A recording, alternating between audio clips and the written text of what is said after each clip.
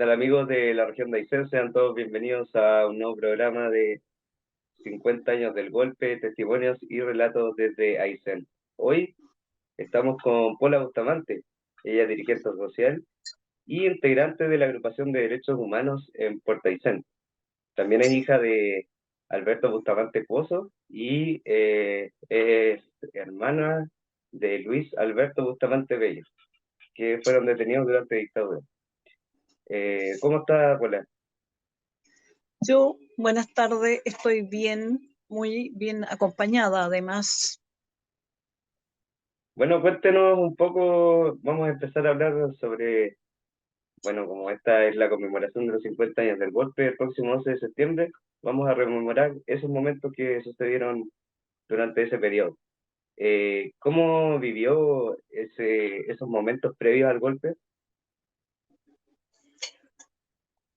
Eh, la verdad que yo tengo que corregirte que mi mamá se llama, te faltó nombrar a mi madre también, ¿ya? Mm. No, a mi padre, a mi hermana, a mi hermano y mi mamá, María Bello Álvarez. Ya ahí hice una corrección. La verdad que yo las vísperas del golpe estaba trabajando en el Liceo de Hombres de Puerto Aysén como para docente, ¿ya? Y, y además tenía un par de horas de clases, así que también cumplía la función docente. Y como tal, estábamos preparándonos para celebrar el Día del Maestro, que antes era el día 11 de septiembre. Y bueno, y amaneció el 11, un día relativamente soleado, con sol, ese sol tenue de septiembre, que nada ni nadie hacía presagiar lo que se venía, ¿ya? Llegamos al liceo, como todos los días, y hubo que despachar a los alumnos, avisarles que no iban a tener clases ese día, y empezó todo lo que nosotros nunca nos imaginamos que venía la violación a los derechos humanos, que venía la tortura, que venía la desaparición de personas que pensaban distinto a la gente del régimen recién instalado, y empezó el sufrimiento, la pena de nosotros los jóvenes, porque en esa edad, en ese tiempo yo tenía 24, 25 años, estaba recién iniciándome en la vida laboral. Estaba estudiando también en una subsede de la Universidad Técnica del Estado, la carrera de pesca. Entonces teníamos alta actividad y yo tenía que sacar un salvoconducto para poder ir a clases a la vespertina. Debía estar en mi casa no más allá de las 11 de la noche. Tenía que estar en mi casa porque si me pillaban en la calle, yo sabía lo que me iba a pasar. Así que teníamos que cumplir con mi hermana, irnos directo a casa.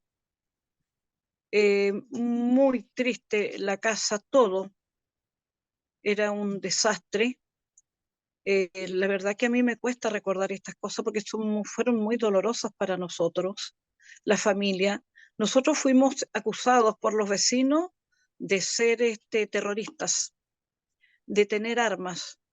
La arma más común que había en mi casa era el cuchillo de mi mamá en la cocina. Eso era todo lo que había.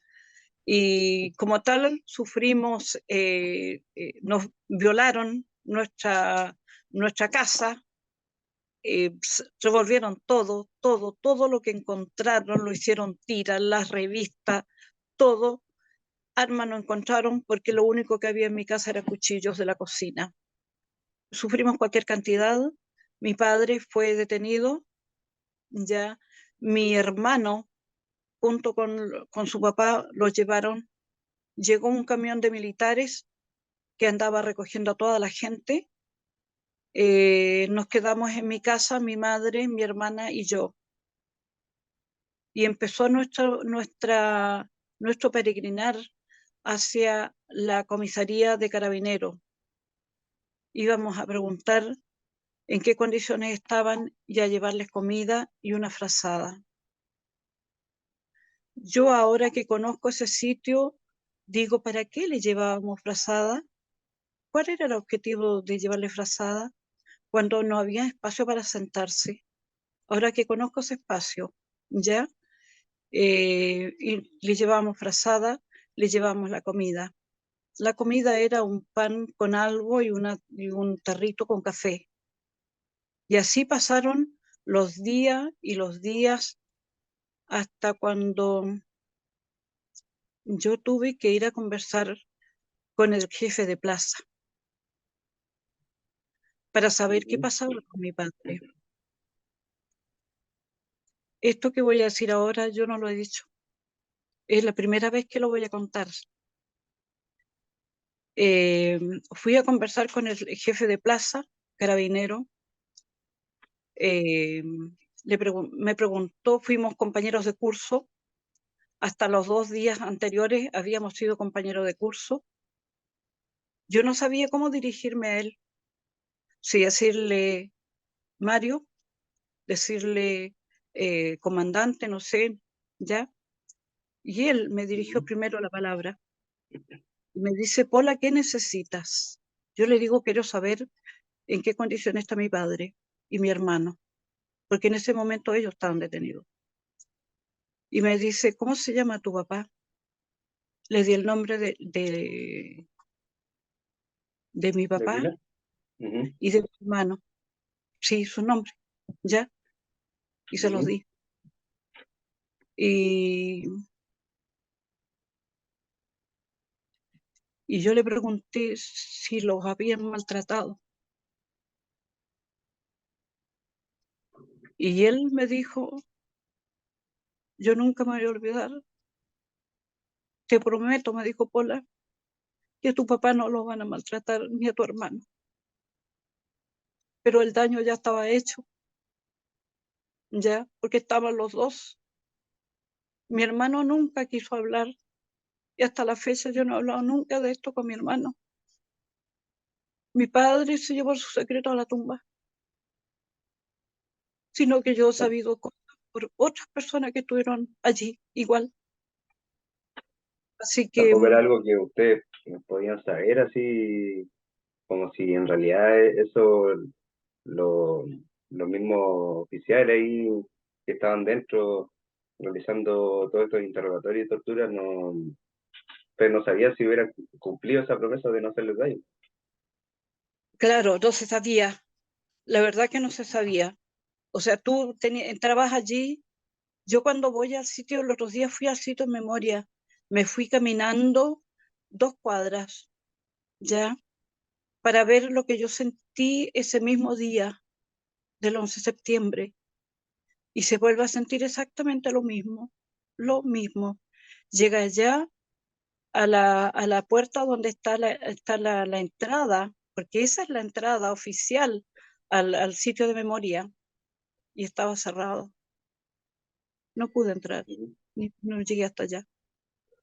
Entonces, son hechos que tú vas a tener que seguir recordando para siempre, todas esas cosas. En el caso de mi hermano, yo no sé, mi hermano jamás quiso contar nada, nada, pero mi hermano cambió mucho, porque llegó un momento que a él no le importaba la vida, no estaba ni ahí. Y ahora yo lo entiendo, o sea, ahora recién, pasados cuántos años, recién lo estoy entendiendo por lo que él pasó allá. Y yo he sabido por gente que estuvo allí, cómo era cómo los trataban y cómo trataban a las mujeres también. Claro, no había compasión por ninguno ni, ni con hombres ni con mujeres. No, nada, todos eran los enemigos. Usted también estuvo detenida, pero fue puesta en libertad. Si No, nos puede contar un poco de aquello, no, yo no estuve detenida, no, ¿no? yo no estuve detenida, yo me quedé, me salvé, diríamoslo así, para poder eh, para poder ayudar a mi padre de afuera. Pero se sufre más estando así en esas condiciones que estando allá adentro, yo creo. ¿Ya? Porque yo nunca voy a saber qué pasó allí. Nunca. O sea, a ti te cuentan una parte de la historia, no más. Los que se atreven a contar algo. Porque aquí fueron tanto el daño que se hizo que las personas no quieren volver a recordar esos momentos, porque fue demasiado. Mucho de lo que se cuenta es como lo que conviene a veces. Exacto. Lo que conviene cuentan, pero lo otro queda siempre escondido. Por eso estamos nosotros acá, para poder en algún momento desenmascarar a esa gente. Yo me quedo conforme con lo que le dije al comandante carabinero en su momento. Se lo dije en su cara, se lo dijimos en su cara, que allí había estado mi padre, mi hermano, una semana, 10 días, ¿ya? Se lo dije, me di la valentía de decirlo, ¿ya? Porque uno no sabe qué viene después. Usted en esos momentos también era adolescente, yo creo que poder afrontar eso en ese momento a su corta edad debe haber sido como algo muy chocante. Doloroso, doloroso, ¿ya? Porque uno estaba expuesto las 24 horas del día. Tú no sabías qué iba a pasar contigo, ¿ya? Porque te tenían identificado, te llamaban por radio. Aquí llamaban por radio, habían los famosos bandos, ¿ya? Donde llamaban a la gente que se presente a carabineros y cosas así. Entonces, eh, también tú después entiendes muchas otras cosas cuando tu padre te dice, te voy a ir a encontrar en el trabajo, porque como yo estaba trabajando, eh, siempre me ponía una hora a tope para llegar a la casa y yo me enojaba. Yo todavía no le había tomado el peso a este asunto, esta tremenda tragedia, ¿ya? Pero sí, después de a poco fui aceptando que era bueno que yo por lo menos, le dijera, mira, voy a llegar a las 6 de la tarde, ya, porque si no él salía, porque no sabía qué pasaba con nosotros. En algún momento pensó que en esa salida y que usted decía que iba a llegar a tal hora, quizás no iba a llegar.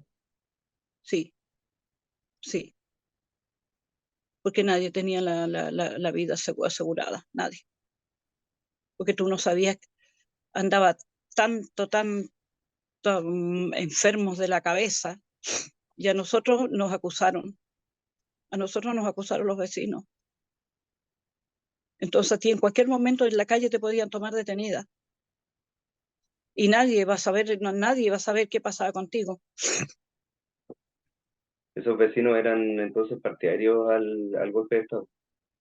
Partidarios, sí, sí, pero yo me di también la valentía de enfrentarlos y decirles, Su padre, bueno, en esos momentos previos a las detenciones, fue militante del Partido Socialista. Y su madre también la acompañaba en esos momentos a las reuniones de los partidos.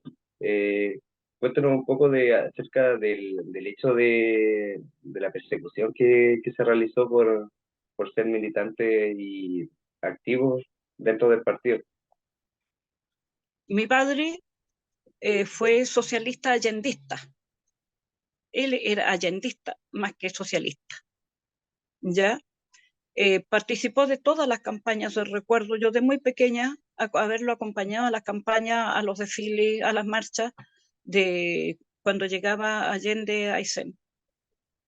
Mi madre era independiente, mi madre nunca se metió en política, pero sí nos dejaba a nosotros participar, pero con mucho cuidado, con mucho cuidado. Eh, Mi padre yo creo que fue un militante disciplinado, un hombre disciplinado con sus convicciones, porque él nunca, yo lo escuché decir, eh, criticar el gobierno de Allende, hablar mal del gobierno, nunca, jamás. Incluso a nosotros nos dio la libertad absoluta de que nosotros anduviéramos por todos los las casas donde habían políticos, porque cerca de mi casa había un espacio físico que se arrendaba para iglesias, para las campañas, para todo. Y mi padre siempre nos dijo, vayan, vaya, porque el día de mañana usted va a elegir y usted va a ser responsable de lo que elija. Y nosotros elegimos, sabiendo a lo mejor lo que nos esperaba. Usted, a pesar del hecho de que, bueno, a su familia constantemente la persiguieron, estuvo activa dentro del- de los partidos políticos, pero en clandestinidad. ¿Cómo fue ese momento de hacer todo eso a escondidas? Bueno, es donde mejor se trabaja. El mejor trabajo político se hace en clandestinidad, a pesar de todo lo que significa, de los riesgos que se corre, se trabaja mejor. Y discúlpame que lo diga ahora, es la mejor forma de trabajar, porque se trabaja con ciencia, se trabaja cuidando al otro, al que está al lado, al compañero, al amigo que está contigo. Eh, Tengo buenos recuerdos del trabajo en clandestinidad. Buenos. Bueno, usted señaló también que se realizaban, o sea, que usted veía, de hecho, a detenidos desaparecidos o sea, que en tiempo, lo veía pasar, en tiempo después fueron detenidos desaparecidos, y vio cuando a veces llevaban personas al Cerro Marchán para realizar torturas. Cuéntanos un poco de aquello. A ver, yo la verdad que veía pasar por mi sector, porque yo vivo cerca de un río, ¿ya? Por ahí pasaban los vehículos los vehículos de militares eran, ¿ya? Que llevaban gente y salían por allí para irse hacia el cerro o hacia Puerto Piedra. Esos eran los destinos. ¿Qué sintió en esos momentos cuando veía a esas personas y que algunas después ya no regresaron? Eh,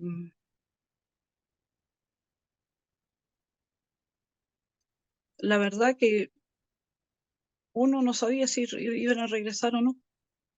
Esa era la gran duda. Y si llegaban a aparecer, llegaban torturados, que ni siquiera sabían dónde estaban, ni dónde estuvieron, ni por cuánto tiempo estuvieron. Si eso era lo más trágico, de cómo terminaban después de las torturas. Y eso relatado por muchos de ellos. Usted ha participado también en varias agrupaciones sociales. Si nos puede contar un poco de aquello, de dirigente social. Dirigentes de juntas de vecinos, he participado en los clubes de adulto mayor, en actividades políticas también. Eh, Eso. ¿Cómo ha visto desde su experiencia durante el periodo de dictadura ese trabajo eh, social? Ese trabajo social no se podía hacer, estaba prohibido hacerlo, porque estaba prohibido juntarse con más de 10 personas, 5 personas. Eso era como parte de la sedición. No se podía juntar uno con nadie. Tú tenías que estar en tu casa, encerrado, a las 6 de la tarde. No se podían realizar esas actividades. Me imagino que debe sentir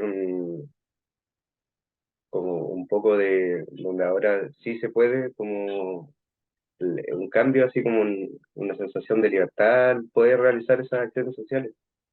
Por supuesto que sí, Existe la libertad de que yo me reúna con 10 personas o con las personas que yo quiera, pero antes no se podía, ni siquiera en la puerta de tu casa, porque pasaba la patrulla y te decía meterte a la casa. Tú tenías que tener tus ventanas cerradas.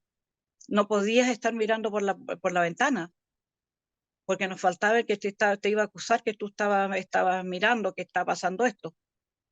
A mí me tocó vivir en un lugar, yo vivo en un lugar tranquilo, pero que en ese momento se transformó en un infierno, porque nos faltaba la vieja copuchenta que se prestaba para esto, para delatar, para sapear y después posteriormente delatar, porque se dio mucho eso y la verdad es que yo no he escuchado mucho hablar de los delatores, que los tenías tú en tu barrio, los tenías de vecino y nadie habla de esa gente, que fue la gente que realmente hizo el trabajo sucio para que otros actuaran, torturando, golpeando, violando.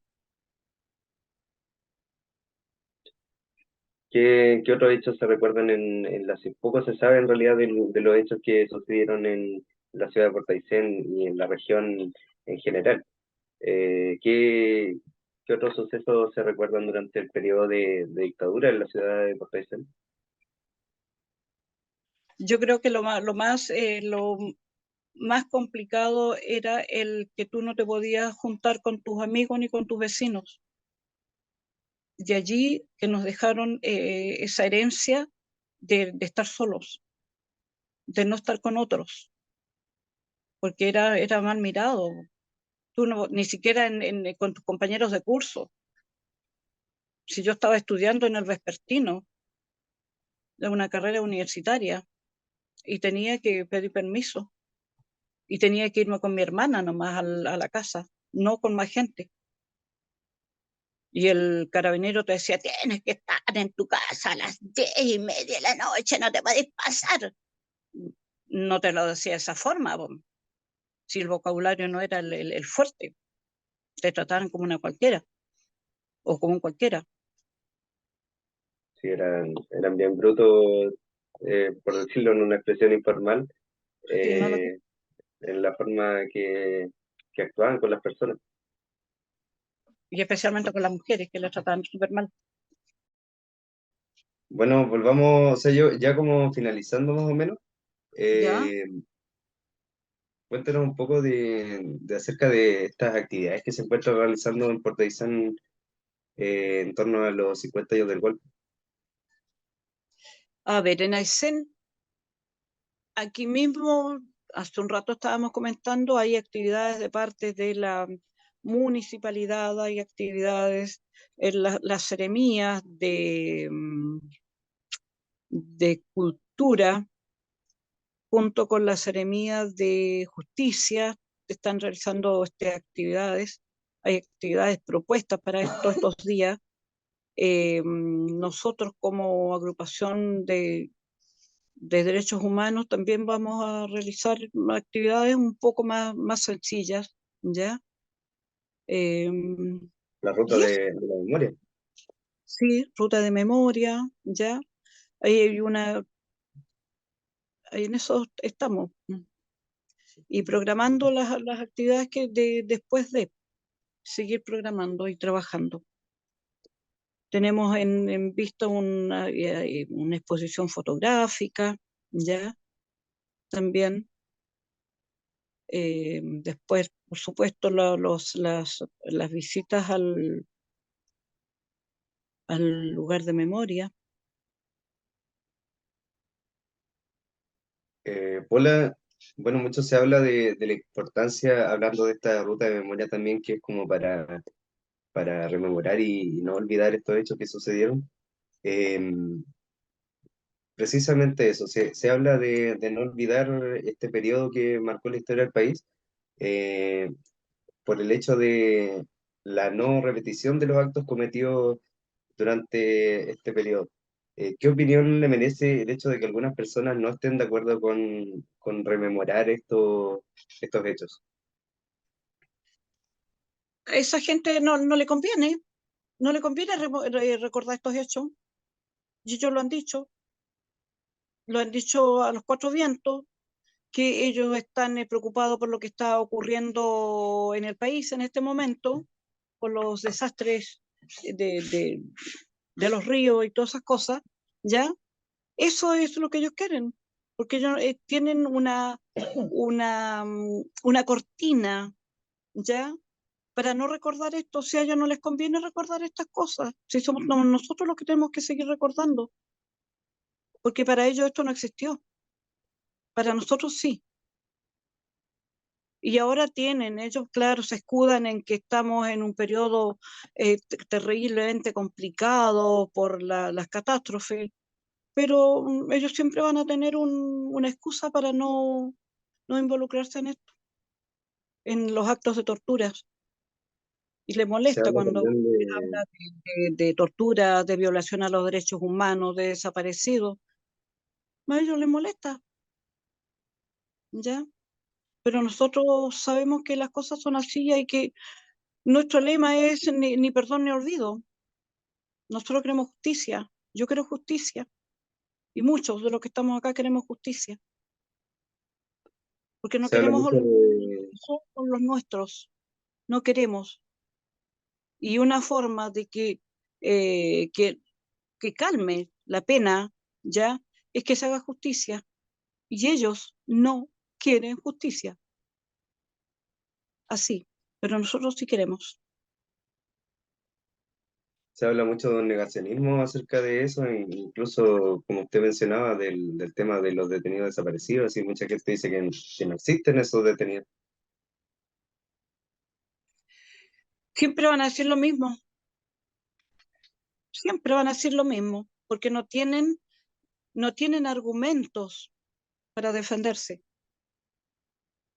Y ellos son los que dicen, no, si esto no ocurrió, esto está en la mente de los comunistas, porque a ellos les echan la culpa, ¿viste?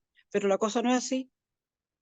Nosotros, yo soy testigo de que hubo detenidos que los torturaron aquí en Aysén, no más lejos, y fusilados ahí en la comisaría de Carabineros.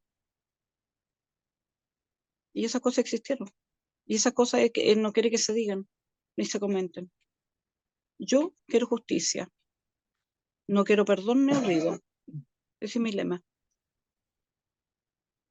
También se dice que un pueblo sin memoria es un pueblo sin futuro. Así es, estoy de acuerdo contigo.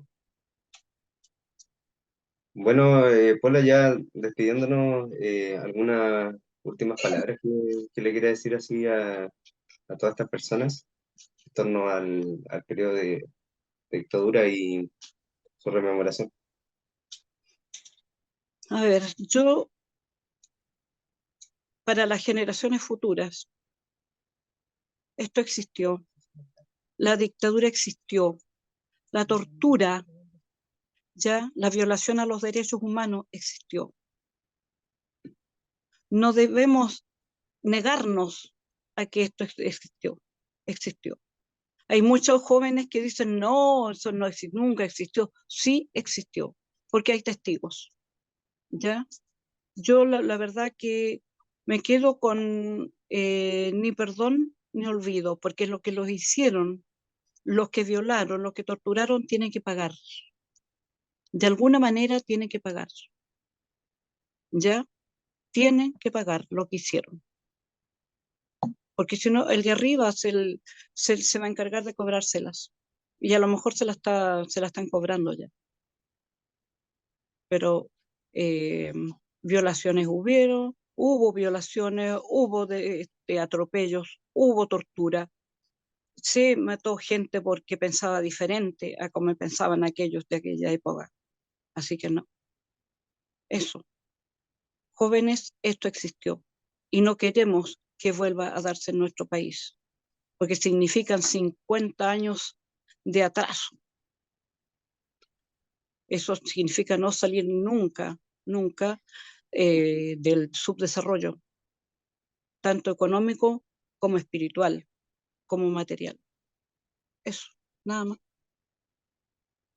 Bueno, Pola, agradecerle el tiempo que se dio para conversar con nosotros en este programa. Gracias a ti también. Bueno, aquí estuvimos con Pola Bustamante, dirigente social e integrante de la Agrupación de Derechos Humanos en Puerto Aysén.